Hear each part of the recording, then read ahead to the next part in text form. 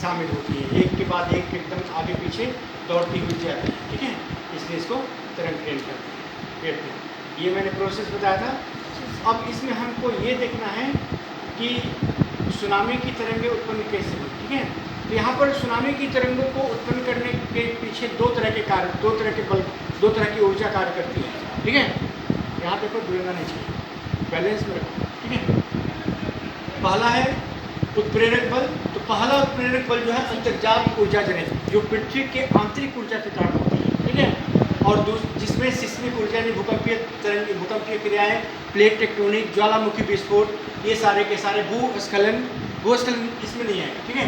आइए दूसरा है हाँ अंतःसागरीय ज्वालामुखी विस्फोट, ये सब आ जाते हैं, ठीक है। तो यहाँ पर ये कारण अधिकतर क्वेश्चन पूछा जाता है एग्जाम में कि सुनामी की उत्पत्ति का प्रमुख कारण क्या है।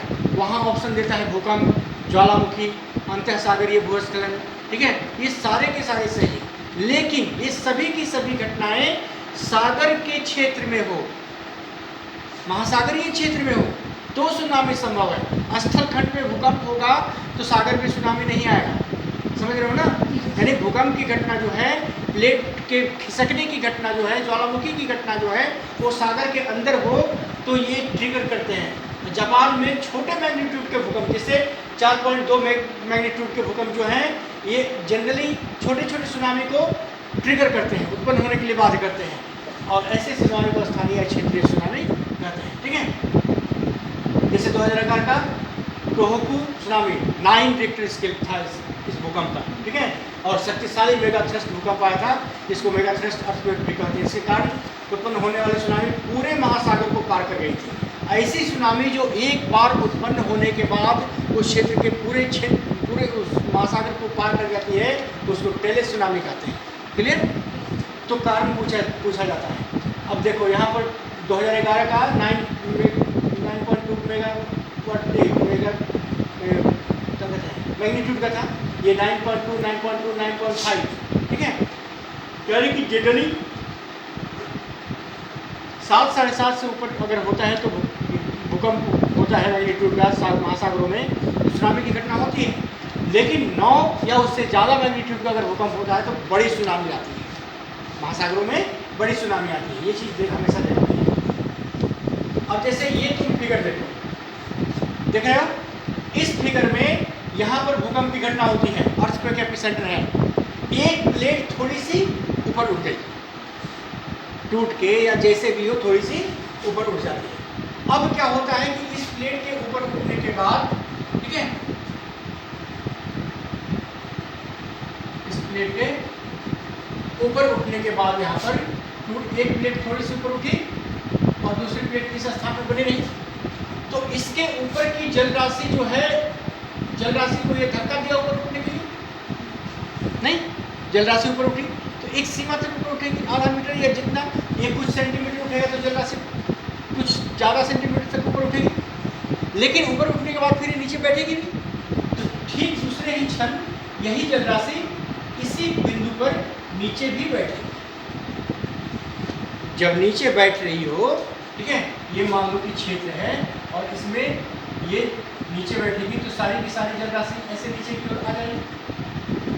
तो नीचे की ओर आ जाएगी तो इसके आसपास के इधर के क्षेत्र के सभी जलीय क्षेत्र इस क्षेत्र को भरने के लिए दौड़ेंगे, लेकिन तब तक में यहाँ पर धरातल है, यहाँ से टकराने के बाद फिर ये ऊपर उठेगी कि नहीं, फिर ये ऊपर उठेगी, ठीक है। और जैसे ही ऊपर उठेगी इन सारे जल राशि को बाहर की ओर फेंकेगी, बाहर की ओर फैलेगी, और यहाँ से जब फैलेगी एक बड़ी तरह, ठीक है। ये है समुद्र का सतह, ये था समुद्र का सतह। अब इस सतह से तुम देखो कि इसकी ऊंचाई कितनी होती है, मात्र कितनी होती है, आधा मीटर, 0.3 या 0.5 मीटर, ठीक है। और ये यहाँ से यहाँ तक मान लो कि 100 से 200 किलोमीटर, 100 किलोमीटर का एक तरंग आया, ऊंचाई मात्र आधे मीटर। अब फिर यहाँ नीचे धंसने और ऊपर उठने की क्रिया होगी, फिर जब ये ऊपर उठेगा तो अगला फिर नया तरंग बनेगा, तो अगला जब फिर नया तरंग बनेगा ये फिर आगे बढ़ेगा, इस तरह से। अब मान लो कि ये सागरीय क्षेत्र है और यहाँ पर जाते जाते देख रहे हैं, ये पूरा का पूरा सागरीय क्षेत्र है और इस सागर के साथ धीरे धीरे स्थल यहाँ पर तुमको मिलने लगे। क्लियर?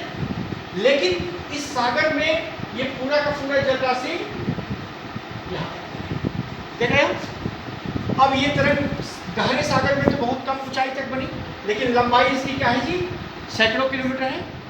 तो जहाज जो भी होते हैं बड़े बड़े जलयान, उसको पता नहीं चलता है, ठीक है। लेकिन जैसे जैसे ये आगे बढ़ेगा, जैसे जैसे ये तरंगे आगे बढ़ेगी, ठीक है, जैसे जैसे ये तरंगे आगे बढ़ेगी, अब यहाँ के बाद से ये गहराई जो है कम होने लगी, जल की गहराई कम होने लगी, तो ये तरंग घटेगी और इसकी ऊंचाई बढ़ेगी। यहाँ तक पहुँचेगी, ठीक है। तो इस तरह से इसको ऐसे समझो, और छोड़ सकेगी और ज़्यादा ऊंचा, इस तरह से ये करेंगे।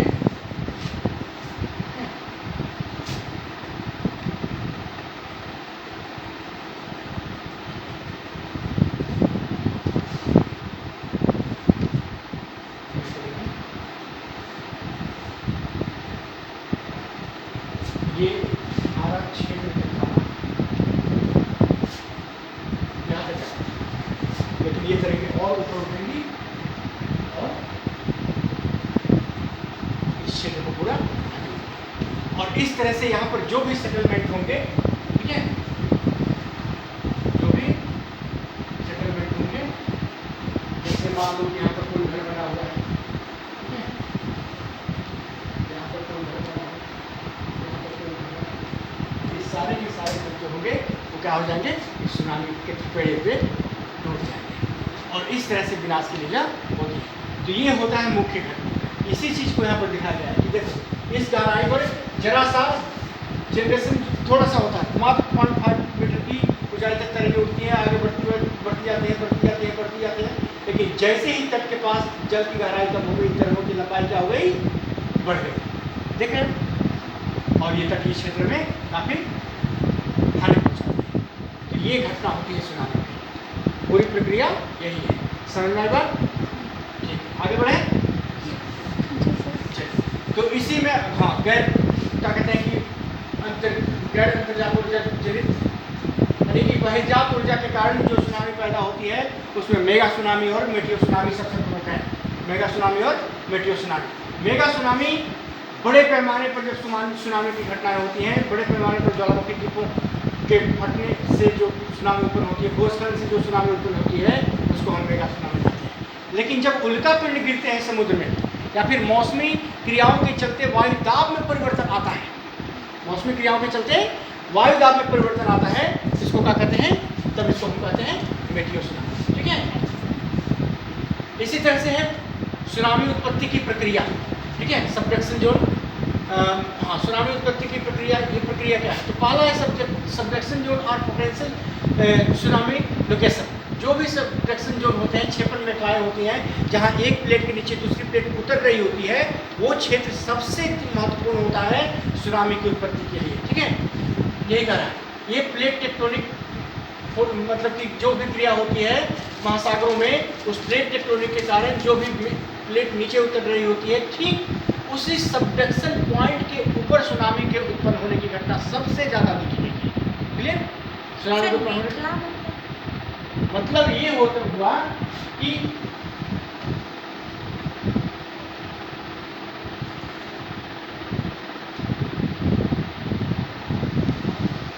ये देखिए, ये एक प्लेट है, क्लियर, और दूसरी ये प्लेट है, दूसरी प्लेट इधर से आती है, ये प्लेट आगे बढ़ती है, ये भी आगे बढ़ती है, कुछ देर के बाद ये भारी प्लेट और नीचे की ओर उतर जाती है। यहाँ पर तुम्हारा जो भी मलबा इनके बीच में होता है तो मुड़ के ऊपर उठता ही है, लेकिन दूसरी प्लेट क्या होती है, इस प्लेट के नीचे उतर जाती है। तो इस सबडक्शन जोन पे जब ये नीचे उतरेगी, ठीक है, तो जैसे ही नीचे उतरेगी तो इसके ऊपर की जो जल राशि होती है, इसके ऊपर की जो जल राशि होती है, ठीक है, इसके ऊपर की जो जल राशि होगी वो भी इसके साथ एक नीचे की ओर जा सकती है, लेकिन दूसरी तरफ इसके ऊपर की जल राशि नीचे की ओर नहीं जा सकती। लेकिन तो इस स्थिति में इसको भरने के लिए इधर से जल राशि दौड़ेगी, चारों तरफ से दौड़ेगी, और जैसे ही उस क्षेत्र को भरेगी तब तक वो फिर जल राशि को ऊपर की ओर ठेल देगी नहीं, और तब जैसे ही नीचे गिरने और ऊपर उठने की घटना होगी, पूरा का पूरा जल राशि जो है विपरीत दिशा में संचालित होगी। और इस तरह से ये सबडक्शन जोन के ऊपर ये घटना जो है सुनामी के ऊपर, सुनामी तरंगों के उत्पन्न होने की घटना हो जाएगी। इसी तरह से तुम्हारा है भूकंपीय ऊर्जा का संचयन। अगर अटकी हुई प्लेट लगातार मेंटल में उतर रही हो तो यह गति ओवरराइडिंग प्लेट की धीमी विकृति का कारण बनती है, और इसके कारण क्या होता है कि एक कॉम्प्रेस्ड स्प्रिंग के रूप में संग्रहित ऊर्जा समान ऊर्जा का संचय होता है, ठीक है, और यही ऊर्जा जो है ओवरराइडिंग प्लेट में लंबे समय तक बनी रहती है, ठीक है, और यही एनर्जी जब रिलीज होती है भूकंपीय ऊर्जा के रूप में सुनामी की घटना होती है। इसी तरह से अधिकेंद्र से दूर सुनामी की दौड़, ठीक है, भूकंप उत्पत्ति के क्षेत्र से बाहर की ओर यात्रा करना प्रारंभ करती है। जब भी भूकंप जहाँ भी उत्पन्न होता है समुद्र में, उस उत्पत्ति क्षेत्र से बाहर की ओर समुद्री तरंगें जाना हमेशा जाते हैं। इस चीज़ को हम हमेशा देखेंगे। देखो ये है अर्थक्वेक का एपिसेंटर है, यहाँ पर दो प्लेटें एक दूसरे से क्या हो रही है, टकरा रही है। पहले टकरा रही है, तुम इस फिगर में यही देख रहे हो, पहले दोनों प्लेटें एक दूसरे से क्या हो रही है, टकरा रही है। यहाँ पर टकराने के चलते भूकंप की उत्पत्ति होती है, ठीक है, भूकंप की उत्पत्ति हुई। अब इस भूकंप के कारण क्या होता है कि इस क्षेत्र में तरंगे जो है जल राशि ऊपर की ओर उठ रही है। मैं बताया, या तो जल राशि ऊपर उठेगी या नीचे की ओर धंसेगी। दोनों स्थितियों में या तो नीचे धंसे या ऊपर उठे। ऊपर उठेगी तो पूरे जल राशि को ठेलेगी, और नीचे धंसेगी तो पूरे जल राशि को खींचेगी। दोनों स्थितियों में जल राशि अंतिम में बाहर की ओर ही ठेली जाएगी। जो नीचे भीतर नीचे धंसी तो सारी जल राशियाँ भरने के लिए दौड़ गई, फिर वो तो स्थान भर चुका है, अभी भी दौड़ के जा रही है तो फिर वोल्ट कर जाएगी। नहीं, कैसे तुम जाते हो दीवार से टकराते हो तो फिर लौट जाते हो, ठीक वैसे ही ये लौटेंगी, और इस तरह से समुद्रों में एक तरह की व्यवस्था क्रिएट हो जाएगी, ठीक है, क्रिएट हो जाएगी। और यही देखो व्यवस्था क्रिएट हो रही है, धीरे धीरे धीरे धीरे समुद्र की गहराई सबसे ज़्यादा है, सबसे ज़्यादा है, सबसे ज़्यादा है, सबसे ज़्यादा है, लेकिन यहाँ के बाद से समुद्र की गहराई घटती जा रही है, और जैसे जैसे घटती जा रही है सबसे कम जहाँ होती है वहाँ पर लहरें सबसे ऊँची, गहराई सबसे कम, लहर सबसे ऊँची, ठीक है, गहराई सबसे ज़्यादा, लहर सबसे कम, लेकिन तरंग दैर्घ्य सबसे लंबा। तो ये घटना होती है। तो इसी को थोड़ा इंग्लिश में ही समझाया गया है, ठीक है, लेकिन इसी बात को ये समझाने की कोशिश की गई है। यहाँ तरंग दैर्घ्य की लंबाई तुम देखो, ऊंचाई जो है मात्र 1 मीटर या 1.5 मीटर है, चलो 1 मीटर से भी कम है, लेकिन यहाँ पर 7.3 मीटर से ज़्यादा है, ठीक है। तो इस तरह से सुनामी की घटना होती है। यही प्लेट मूवमेंट, इसी चीज़ को यहाँ पर भी दिखाया गया है। दो एक दूसरे से टकराते हैं, एक प्लेट नीचे उतरती है, दूसरे इसके ऊपर हावी होती है, जैसे ही हावी होती है, ठीक है, तो इसके ऊपर इस तरह से सुनामी वेव जो है दोनों तरफ स्प्रेड कर जाता है, ठीक है। अब देखो रहा सवाल कि सुनामी की घटना में किसके कारण, किस प्रक्रिया के कारण सबसे ज़्यादा सुनामी आती है। तो कहता है रिपोर्ट, ये कहती है कि अर्थक्वेक के कारण पूरे वर्ल्ड में 72% सुनामी आती है, ठीक है, अर्थक्वेक के कारण 72% सुनामी आती है। दूसरा, लैंडस्लाइड के कारण 10% सुनामी पूरे विश्व का लैंडस्लाइड के कारण आता है। इसी तरह से वोल्केनिक एक्टिविटी, ज्वालामुखी विस्फोट होने के कारण 5% सुनामी आती है।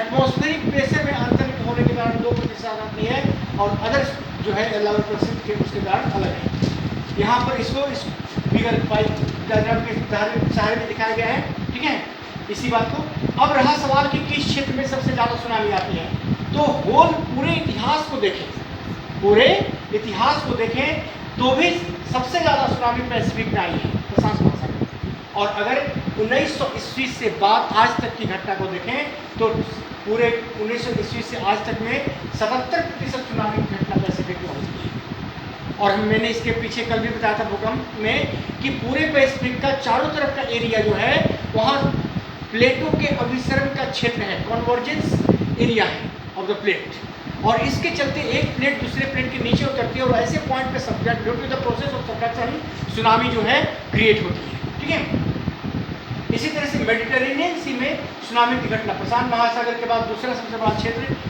मेडिटेरेनियन सी रहा है, लेकिन 1900 ईस्वी के बाद सबसे बड़ा क्षेत्र अटलांटिक हो गया। मेडिटेरियन में सुनामी की घटनाओं में कमी आई है और अटलांटिक में सुनामी की घटनाओं में वृद्धि हुई है। ठीक है, वहाँ पे कमी आई है। और इंडियन ओशन में जितना इतिहास में रहा वो उतना ही याद भी है, हिंद महासागर। ठीक है, तो मात्र 4% सुनामी जो है हिंद महासागर में आती है। तो ये था तुम्हारा क्षेत्र जहाँ सुनामी सबसे ज़्यादा आती है। विश्व के 72% सुनामी का क्षेत्र जो है, 72% सुनामी का जो कारण है वो भूकंपीय घटना है। तो इसी को यहाँ पर एनालाइज भी किया गया है। ठीक है, इसी चीज़ को यहाँ पर इस डेटा को एनालाइज किया गया है। ठीक है, अच्छा इसमें देख लो कि 12 से 13% सुनामी की घटनाएं जो होती हैं गैर अंतर्जात यानी बहिर्जात ऊर्जा जनित होती हैं। ठीक है, और 78 to 88% सुनामी जो आती है इंडोजेनेटिक फोर्सेस के कारण आती है। ठीक है, इंडोजेनेटिक फोर्सेस के कारण आती है। सबसे ज़्यादा सुनामी प्रशांत महासागर में, इसके बाद भूमध्य सागर में, इसके बाद अटलांटिक में और तब हिंद महासागर में। अगर 20वीं सदी के रिकॉर्ड को देखा जाए तो 70% प्रशांत महासागर में है। अब हम सुनामी के प्रकार को देखेंगे। तो पहला प्रकार जो है वो है स्थानीय सुनामी, लोकल सुनामी कहलाता है। क्यों कहलाता है? इसलिए कि ऐसी सुनामी में सुनामी की जो तरंगों की उत्पत्ति होती है 100 किलोमीटर के भीतर के तटीय क्षेत्र तट से 100 किलोमीटर के भीतर के क्षेत्र में होती है, पहला नंबर। ठीक है, और 1 घंटे की यात्रा करके ये तटों पर पहुँच जाती है, इसलिए इसको क्या कहते हैं? स्थानीय सुनामी। दूसरा क्षेत्रीय सुनामी। इसमें कम से कम सुनामी की उत्पत्ति जो होती है वो समुद्र तट से 1000 किलोमीटर की दूरी पर होती है। कम से कम इसको एक से डेढ़ घंटे टाइम लगता है। कम से कम 1.3 घंटे का टाइम जो है 1 से 3 घंटे का टाइम लगता है तटीय क्षेत्रों तक पहुँचने में। तब हम इसको क्या कहते हैं? क्षेत्रीय सुनामी कहते हैं। अधिकांश विनाशकारी सुनामी को स्थानीय या क्षेत्रीय सुनामी के रूप में ही विभाजित किया गया है। ठीक है, ऐतिहासिक रिकॉर्डों के अनुसार विश्व में होने वाली मौतों में से 90% सुनामी की घटना के पहले 3 घंटे के भीतर स्थानीय क्षेत्रीय सुनामी से हुई है। यानी कि तबाही मचाने में ये दोनों की भूमिका सबसे महत्वपूर्ण रही है। क्लियर? चलो, दूरस्थ सुनामी या टेली सुनामी, डिस्टेंट सुनामी, मतलब कि एक ऐसी सुनामी जो बहुत दूर के स्रोत पर उत्पन्न होती है, जो कि 1000 किलोमीटर से भी ज़्यादा दूर हो और उसको तट तक पहुंचने में 3 घंटे से जब ज़्यादा के साथ टाइम लगते हो तो इसको हम क्या कहते हैं? दूरस्थ सुनामी। नहीं, टेलियो सुनामी, टेले सुनामी या डिस्टेंस सुनामी। ठीक है, गहरी सुनामी भी कहते हैं। अब क्लासिफिकेशन इसी को आधार पर ये क्लासिफिकेशन है तुम्हारा सुनामी का, लोकल सुनामी, रीजनल सुनामी और डिस्टेंस सुनामी। ठीक है, लोकल सुनामी में टोटल डिस्टेंस 100 किलोमीटर हो, रीजनल में 1000 किलोमीटर और डिस्टेंट में 1000 किलोमीटर से ज़्यादा। टाइम यहाँ तुमको 1 घंटा के कम ही समय में 1 घंटा से 3 घंटा और यहाँ पर 3 घंटा से ज़्यादा। ठीक है, इसी चीज़ को दिखाया गया है। अब ये देखो classification, characteristic of tsunami, offshore, onshore. ठीक है, ये सोर्स से जहाँ सुनामी उत्पन्न होती है, तरंग उत्पन्न हुई, तरंग की लंबाई देखो काफ़ी लंबी है, ऊंचाई ज़्यादा नहीं है, गहराई ज़्यादा नहीं है, तरंग और गर्त ये आगे बढ़ती है, यहाँ पर जाके गहराई घटने लगती है जल की और यहाँ पर 0 हो जाती है। जैसे जैसे जल की गहराई घटती है तरंग की ऊंचाई क्या होती है? बढ़ती है और फिर आगे तो जाके जिसने मकान लगा के सबसे तबाही मचाई जाती है। विशेषताएं, सुनामी में नुकसान पहुंचाने के कह रहा है कि दोहरे तंत्र हैं। ठीक है, सुनामी में नुकसान पहुंचाने के दोहरे तंत्र होते हैं। ठीक है, कौन कौन सी? तो एक तो है बृहत मात्रा में जल राशि का होना और दूसरा उस जल राशि के साथ साथ मलबा का होना। जल राशि और मलबा मिलकर बड़ी ज़्यादा तबाही उत्पन्न करते हैं। दूसरा है सुनामी की विशेषता कि इसमें तरंगों की लंबाई 200 किलोमीटर और ऊंचाई सागरीय क्षेत्र, गहरे सागरीय क्षेत्र में 0.3 से 0.5 मीटर होती है। लेकिन यही तरंगें जब तटीय क्षेत्र में पहुंचती हैं तो इसकी ऊंचाई 30 मीटर या उससे ज़्यादा हो जाती है और गति जो है 800 से 1000 किलोमीटर प्रति घंटा तक हो जाती है, जो कि एक रॉकेट की स्पीड होती है। ठीक है, और यही कारण है कि जिस चीज़ से भी टकरा जाए उसको तोड़ फोड़ के रख देती है। जब जल की गहराई, हाँ अब देखो कि सुनामी की गति कितनी है तो हम कैसे जानेंगे? जल की गहराई को वर्गमूल को गुरुत्वजनित त्वरण से गुना कर दे। गुरुत्वजनित त्वरण कितना होता है जी? 9.8 मीटर पर सेकेंड होता है। और जल की गहराई को वहां निकाल दें और उसको जैसे ही गुना करेंगे हमारी सुनामी की स्पीड पता चल जाती है। सुनामी की स्पीड 9.8 मीटर पर सेकेंड, फिजिक्स 9th क्लास। ठीक है। सुनामी को जापान में हार्बर वेव के नाम से जाना जाता है। ठीक है। जैसे ही सुनामी तटों पर पहुंचती है गहराई कम हो जाती है और गहराई के कम होने के कारण वेव सोलिंग लहरें संकुचित होती हैं। इसकी गति को घटाकर 80 किलोमीटर प्रति घंटा से भी कम कर देती है और यही तरंग 20 किलोमीटर प्रति घंटा से भी कम हो जाती है। इसका तरंग 20 किलोमीटर से भी कम हो जाता है। जब सुनामी की लहर का शीर्ष किनारे पर पहुंचता है तो सागरीय जलतल में होने वाली अस्थायी वृद्धि को रन अप कहते हैं। ये क्वेश्चन ऑब्जेक्टिव में पूछता है कि सुनामी जब तट पर आती है तो रन अप क्या कहलाता है। ठीक है। तो कह रहा है कि सुनामी की लहर का शीर्ष किनारे तक पहुंचता है तो सागरीय जलतल में होने वाली अस्थायी वृद्धि, सागर का जल मान लो कि पहले यहाँ टच करता है। ठीक है। अब सुनामी आ गई तो सागर का जल यहाँ टच करता है तो ये जो दूरी अधिक बढ़ गई इसी को रन अप कहते हैं। नहीं, यही रन अप कहलाएगा। मान लो सागर का जल पहले इस लाइन तक हुआ करता था। ठीक है। या फिर इस लाइन तक सागर का जल हमेशा रहता था। सुनामी आ जाती है तो सागर का जल ऊंचा उठ के इस लाइन पर आ जाता है। कुछ क्षेत्र पर तो चढ़ गया जल, तो जितने ज़्यादा क्षेत्र पर चढ़ता है यही हिस्सा क्या कहलाता है? रन अप कहलाता है। एक है विश्व की सर्वाधिक सुनामी लगभग 80% सुनामी प्रशांत महासागर में आती है। ये हो चुका है। ठीक है। सुनामी उच्च ऊर्जा वाली सागरीय लहरें हैं जिसकी उत्पत्ति 7 रिक्टर स्केल या उससे अधिक के मैग्नीट्यूड पर होता है। तुमको बताया था मैंने शुरू में ही। दूरस्थ और स्थानीय सुनामी दोनों की गति सागरीय जल की गहराई पर निर्भर करती है। इसकी गतियों और जल की गहराई में विपरीत संबंध होते हैं। गहराई जितना ज़्यादा होगा गति क्या होगा? कम होगा। ठीक है। The speed varies as the square root of the water depth. ठीक है। सुनामी की गति जल की गहराई में वृद्धि के साथ बढ़ती है, यानी कि जैसे जैसे गति बढ़ेगी गहराई बढ़ेगी, गति बढ़ेगी और गहराई कम होने पर घटती है। सामान्यतः दूरस्थ सुनामी की गति गहरे सागरों में 500 से 1000 किलोमीटर प्रति घंटा होती है। ठीक है। चलो दूसरी विशेषता देखते हैं सुनामी की। गहन सागरीय क्षेत्रों में होता क्या है कि समुद्री लहरों की ऊंचाई काफ़ी कम, लगभग 1 मीटर या उससे कम होती है, जबकि तटीय क्षेत्रों में यही सुनामी की तरंगें जो है 25 मीटर से ज़्यादा ऊंची हो जाती है। तो ये ऊंचाई बढ़ी समुद्र के किनारे वाले क्षेत्र में, उसको समुद्री रन अप कहते हैं। तटीय भागों में सागर तल के ऊपर सुनामी की लहरों की जल की ऊंचाई को सुनामी रन अप कहते हैं। इसके कारण तटीय क्षेत्र में जल की दीवार बनती है और भारी तबाही होती है सुनामी रन अप के कारण। अब रहा दूसरा क्वेश्चन कि सुनामी मिसाइल या सुनामी रॉकेट क्या है। ये क्वेश्चन पूछा गया था सिविल का एग्जाम में। ठीक है। सिर्फ सर्फ तरंगों की तरह सुनामी तरंगें प्रतोड़न रेखा पर नहीं टूटती हैं, लेकिन उसके आगे जब निकलती हैं तो अपार जलराशि की दीवार लिए हुए पहुँचती हैं। चूँकि तटों पर पहुँचने वाले सुनामी अपने साथ चलने वाले विभिन्न वस्तुओं को लेकर आगे बढ़ती है, मलबों को लेकर आगे बढ़ती हैं, पेड़ नाव जो भी होता है सबको लेकर आगे बढ़ती हैं और ये सारी की सारी चीज़ें उसी स्पीड से आगे बढ़ती हैं और जिन चीज़ से भी टकराती है उसको तोड़ देती है। इसीलिए इसको क्या कहते हैं? सुनामी मिसाइल कहते हैं। ठीक है।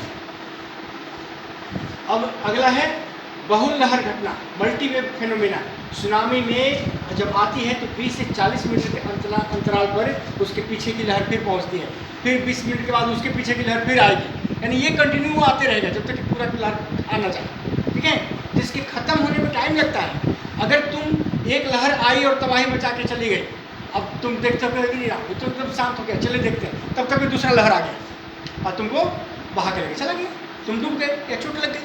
ठीक है। इसलिए सुनामी के तुरंत खत्म होने के बाद समुद्र के तटों पर नहीं जाना चाहिए जब तक कि ये कंफर्म ना हो जाए कि दूसरी लहर आ रही है कि नहीं। समझे? और यही लोग क्या कहते हैं, गलती कर देते हैं और कई बार ऐसी दुर्घटना हुई कि एक लहर आके चली गई, लोग समझे कि सुनामी तो चली गई, बस घूमने लगे, बस दूसरी और तीसरी भी आ गई। ठीक है। तो सुनामी एकल लहर घटना ना होकर एक बहुल लहर घटना है। सुनामी किस तरह की घटना है? बहुल लहर, मल्टी वेव्स फेनोमेना है। कई तरंगें आती हैं एक के बाद एक। ठीक है। इसलिए इस चीज़ को ध्यान में रखना जरूरी है। प्रारंभ में एक ऊर्ध्वाधर तरंग पैदा होती है, लेकिन आगे चलकर तरंगों की एक श्रृंखला बन जाती है, क्योंकि प्रारंभिक तरंग की ऊंची शिखर और नीची गर्त के बीच जल अपना स्तर बनाए रखने की कोशिश करता है। ठीक है। सुनामी सिंड्रोम क्या है? तो कभी कभी सुनामी द्वारा विचित्र लहरें उत्पन्न होती हैं, जिन्हें कोर लहर कहते हैं। कोर लहरें आगे पीछे गति करती हुई चलती हैं और तट के समानांतर चलती हैं, जिसके कारण 20 से 40 मिनट के अंतराल पर दूसरी अनुगामी लहरें आती हैं। इसी को हम सुनामी सिंड्रोम कहते हैं। 20 से 40 मिनट के अंतराल पर क्रमिक अनुगामी लहरें उत्पन्न होती हैं। यही कारण है कि इस जटिल घटना को सुनामी सिंड्रोम कहते हैं। सुनामी जब किसी तटरेखा को प्रभावित करती है तो उस तटीय क्षेत्र के तलछट को भी प्रभावित करती है, जो सुनामी के जमाव के भौतिक सबूत होते हैं। ठीक है। इसी तरह से है बैथोमेट्री, जल की गहराई को बैथोमेट्री कहते हैं। प्रवाह की गहराई, सुनामी प्रवाह की गहराई और दिशा। ठीक है। जलाप्लावन रेखा, रनअप ऊंचाई, यानी कि सब सुनामी का जल जिस ऊंचाई तक पहुंच जाता है तटों पर, उसको हम रनअप ऊंचाई कहते हैं। ठीक है। रनअप, ये देखो sea level, tsunami water level, flow depth, tsunami wave height. ठीक है। ये हुआ शोर और ये हुआ रनअप। पहले समुद्र का जल यहाँ तक रहा करता था, लेकिन जब सुनामी आती है तो जल यहाँ तक पहुँच जाता है ना। तो ये पूरा का पूरा क्षेत्र जो है ये रनअप एलिवेशन कहलाएगा, और ये पूरा का तो ये स्थल है। हाँ, ये स्थल है। ठीक है। और ये जल, पहले सी लेवल यहाँ हुआ करता था, लेकिन सुनामी का आने के बाद सी लेवल ये हो गया और जल यहाँ तक पहुँच गया। ठीक है। ये घटना सुनामी मिसाइल, वही चीज़ें दोहरा के आ रही है। ठीक है। सुनामी रॉकेट और सुनामी मिसाइल जैसे कहते हैं, ये घटना होती है। देखो ब्लू वाला जल राशि है और ग्रे वाला लैंड। ठीक है। और लैंड पर जैसे जैसे गहराई जल की घटती है वैसे वैसे ऊंचाई बढ़ती है। सुनामी से वही चीज़ें दोहरा के आ रही है। ठीक है। सुनामी के प्रभाव क्या क्या होते हैं? तो हजारों करोड़ लाखों का नुकसान होता है। विश्व में 99% मौतें अस्थायी सुनामी के कारण होती हैं। ठीक है। एक घंटे से कम की यात्रा करते हैं तो विश्व की 80% सुनामी पिछले भूकंपों द्वारा उत्पन्न होती है। ठीक है। मानवीय संरचना की क्षति होती है, जान माल की हानि होती है, संपत्ति का नुकसान होता है, पुलिंग का विनाश होता है, छोटे द्वीपों की अवस्थिति में खिंचाव आ जाता है, छोटे द्वीप खिसक जाते हैं सुनामी के प्रभाव मतलब पेड़ों से। ठीक है। सागरीय पारिस्थितिकी तंत्र का नुकसान होता है, कोरल रीफ, मछलियों का विनाश। ठीक है। जलीय लवणीय जल प्रदूषण के कारण पेयजल का अभाव हो जाता है, समुद्री पत्तन, नौसेना बेस, वायुसेना बेस, इन सबको क्षति पहुँचती है। ठीक है। इसी तरह से सुनामी नुकसान में मृत्यु हो जाती है बहुत सारे लोगों की, जीव जंतुओं की, बाढ़ की घटना हो जाती है। सुनामी की लहरें जब नदियों के मुहाने से भीतर की ओर घुसने लगती हैं तो भीतरी क्षेत्रों में भी बाढ़ ला देती है और नदियों का प्रवाह रुक जाता है। क्लियर? ये सारी घटनाएं होती हैं। महोर्मी पैदा हो जाती है। ठीक है। लकड़ियाँ बह जाती हैं, समुद्री प्रतिष्ठान जो है वो नष्ट हो जाते हैं। समुद्री तटों के किनारे रेल, सड़क, पुल, बिजली से पानी या ईंधन भंडार जो होते हैं, टैंक जो होते हैं, अवशिष्ट जल, ये सारे के सारे टूट के जाके समुद्र में मिल जाते हैं। ठीक है। तो इस तरह से कई तरह के दुर्घटनाएं संभव है। अब रहा सवाल कि इसका मैनेजमेंट क्या है। तो सुनामी के मैनेजमेंट के, किसी भी घटना के प्रबंधन के, आपदा के प्रबंधन के दो तरीके हैं। एक तो आपदा के पहले का प्रबंधन और दूसरा है आपदा के पश्चात का प्रबंधन। ये नियम हर जगह, ये सिद्धांत प्रत्येक आपदा में लागू है। पहले का प्रबंधन में तैयारी, निवारण और निरोध, और आपदा के गुजर जाने के बाद जो हम करेंगे, यहाँ भी 3 घटनाएं हैं, बचाव, राहत कार्य और रिकवरी और पुनर्वास। ठीक है। ये चीज़ करेंगे। तो सुनामी की तैयारी में क्या क्या करोगे जी? तो सबसे पहले तो क्षेत्र का अवलोकन करते रहना कि किस क्षेत्र में सुनामी आती है, कहाँ आने की बारंबारता ज़्यादा है, कहाँ तीव्रता ज़्यादा है, उसका मैपिंग करना, उस क्षेत्र का निर्धारण करना, क्षेत्र का मैपिंग करना, ताकि हमें ये पता रहे कि सबसे ज़्यादा सुनामी का क्षेत्र कौन है। क्लियर? ठीक है। कहाँ पर ज़्यादा तीव्रता की सुनामी आते हैं। ठीक है। कहाँ पर नुकसान ज़्यादा होता है, सुविधता के क्षेत्र कौन से जाते हैं, संभावना के क्षेत्र कौन से जाते हैं। ठीक है। इन सभी चीज़ों का हमें पहले से अनुमान लगाना होगा, और यही अनुमान हमें आगे प्रबंधन में कार्य करता है। संभावित सुनामी खतरे का आकलन, प्रत्येक क्षेत्र में जहाँ जहाँ भी सुनामी की संभावनाएं हैं वहाँ पर कितना खतरा होगा इसका आकलन हम 2500 साल तक के लिए कर लेते हैं, एक साल। ठीक है, सुनामी जोखिम कितना होगा इसका हम अनुमान लगा लेते हैं। दूसरी बात हम ये भी उस क्षेत्र में पता लगाते हैं कि इस क्षेत्र में जो सुनामी आती है किस घटना के कारण ज़्यादा उत्पन्न होती है। भूकंप के कारण, ज्वालामुखी के कारण, प्लेट के खिसकने के कारण। मुख्य कारण क्या है? तो जनरली प्लेट खिसकेगा तो भूकंप आएगा ही आएगा, लेकिन ज्वालामुखी घटना प्रत्येक प्लेट खिसकाव के साथ संभव नहीं है। ठीक है, तो इस चीज़ का हम कैलकुलेशन रखेंगे। इसी तरह से सुनामी प्रकोप और सुनामी प्रकोप के खतरा का मापन करेंगे। ये जो खतरा आता है कितना खतरनाक होता है, खतरा कितना खतरनाक होता है, इन सभी का दस्तावेजीकरण करेंगे। लिखित रिकॉर्ड रखना, दस्तावेजीकरण करना। ठीक है, ये सारी चीज़ें हम करके रखेंगे। तो इसी तरह से इसका न्यूमेरिकल मॉडलिंग निकालेंगे, नंबर के आधार पर इसका मॉडल बनाएंगे ताकि हमको बेहतर तरीके से ये पता रहे। ठीक है, इसी तरह से सुनामी जोखिम का कैलकुलेशन करेंगे। समुद्र के मंदी या समुद्र के पीछे हटने की घटना पर भी नजर रखेंगे। प्राकृतिक संरचनात्मक सुरक्षा पंक्तियों की रक्षा और उसका संरक्षण करेंगे। जैसे मैंग्रोव वन है, अगर 1.5-2 किलोमीटर की चौड़ाई में मैंग्रोव वन हम लगा देते हैं समुद्र के तटों पर, तो मैंग्रोव वन को लांघ कर सुनामी की तरंगों को तट के ऊपर पहुंचने में बहुत मेहनत करना पड़ेगा और इस स्थिति में नुकसान संभव नहीं है। इसी तरह से हाँ देखो, मैंग्रोव वन का लगाना, प्रवाह भित्तियों का संरक्षण करना, सागरीय पुलिन का संरक्षण करना, ये एक ऐसे अस्थायी उपाय है जो लंबे समय तक हमें बनाए रखते हैं और इससे समुद्री जलीय पर्यावरण का नुकसान भी नहीं पहुंचता है। ठीक है, बल्कि मैंग्रोव वन लगाते हो तो तटीय पारिस्थितिकी का और विकास ही होता है। लेकिन वही अगर तटीय बालुका स्तूप का निर्माण करते हैं तो यहाँ पर एक प्रॉब्लम क्रिएट होती है। यहाँ पर प्रॉब्लम ये क्रिएट होती है कि तटीय पारिस्थितिकी को नुकसान पहुँचता है इससे, क्योंकि ये एक पूरी तरह से बैरियर का काम करता है स्थल और समुद्र के बीच में। ठीक है, तो स्थलीय चीज़ जल्दी समुद्र में मिल नहीं पाता है और समुद्री चीज़ जल्दी स्तर पे आ नहीं पाती है, ये बैरियर का काम करता है। ब्रेक वाटर, ठीक है, एक तटीय संरचना क्षेत्र, यहाँ पर दीवार, पानी का गेट और अन्य in water wave dissipating object इस सब का निर्माण करके इसको रोकने की कोशिश की जाती है। बंदरगाह या समुद्र तट की रक्षा किया जाता है, इसी को हम ब्रेक वाटर कहते हैं। ठीक है, सागरीय ब्रेक वाटर का संरक्षण करना, तटीय नियमन क्षेत्र, कोस्टल रेगुलेशन जोन। अब जैसे इंदिरा गांधी के रीजन में 1984 में एक नियम बनाया गया था कि कोई भी घर समुद्र के तट पर 50 मीटर की दूरी के बाहर बनेगा। समुद्री जल और 50 मीटर की दूरी के बीच में कोई घर नहीं बनेगा। तो पहले ये नियम 500 मीटर रखा गया था, बाद में लोगों ने घटा के 200, 200 से 100, 150 मीटर, और उसके बाद तो अनदेखी ही कर दी जाकर के तो समुद्र में लोग बना दिया। तो जब आएगा लंबा था पेड़ तो सब गिरा था। चेन्नई में उस समय दुर्घटना जो हुई थी 2004 की, सुनामी की तबाही, इस एकदम तट के किनारे जाकर घर बनाने का परिणाम था। ठीक है, इसी तरह से लहरों की ट्रैकिंग करना, सुनामी मीटर लगाना, इसकी सहायता से लहरों की ट्रैकिंग की जाती है। ये ट्रैकिंग करने वाला यंत्र जो है DART है। ठीक है, भविष्यवाणी करने वाला DART जैसे यंत्रों का विकास सुनामी की चेतावनी देने के लिए किया जाता है। DART का फुल फॉर्म क्या है जी? Deep ocean assessment and reporting of tsunami. ठीक है, ये एक बार एग्जाम में यही फुल फॉर्म पूछ लिया था।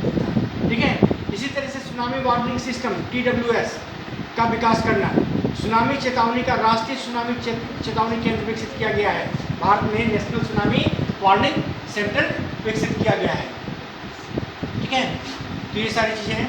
इसी तरह से सुनामी चेतावनी केंद्र उत्पाद ये बड़े भूकंपों के आने की सूचना या बुलेटिन जारी करता है। भूकंप के कारण सुनामी के खतरे का स्तर क्या है उसके बारे में बताता है। दूसरी बात कि स्थानीय क्षेत्रीय या बेसिन वाइड सुनामी की श्रेणी को जारी करता है कि किस श्रेणी की सुनामी किस क्षेत्र में आएगी, यानी कि कितना ज़्यादा ताकतवर सुनामी किस क्षेत्र में आएगा। ठीक है, इसी तरह से सुनामी संचार परीक्षण संदेश प्रणाली नियमित रूप से प्रयोग करता है। इसको इसी तरह से इस पर एक बुलेटिन जारी करता है। आपको उस क्षेत्र में हैं तो हमेशा इस बुलेटिन को सुनते रहना होगा अगर आप सुरक्षा चाहते हैं तो। ठीक है, इसके अलावा संदेश हेडर, संदेश संख्या, इशू सेंटर, इशू टाइम, ये देखना होगा आपको कि ये जो मैसेज आया है कब इशूज़ हुआ है, कब मिला है, उसकी टाइमिंग क्या है, संदेश के प्रकार क्या है, प्रभावित क्षेत्र क्या है, प्राधिकरण का बयान क्या है, ठीक है, भूकंप पैरामीटर क्या है, सुनामी लहर का माप क्या है, ये सारे के सारे संदेश में लिखे रहते हैं। क्लियर? देखते ही हमें पता चल जाता है कि भागना है कि रुकना है। ठीक है, इसी तरह से निकास और निवर्तन मानचित्र। अगर मान लो कि सुनामी आ गई, सारे लोगों को जानकारी होगी, लोग भागेंगे कैसे? एक के बार सब अपना गाड़ी निकाल के दौड़ जाएगा सड़क पे, सब गाड़ी एक दूसरे में टकरा जाएगी, जाम हो जाएगा, कोई नहीं।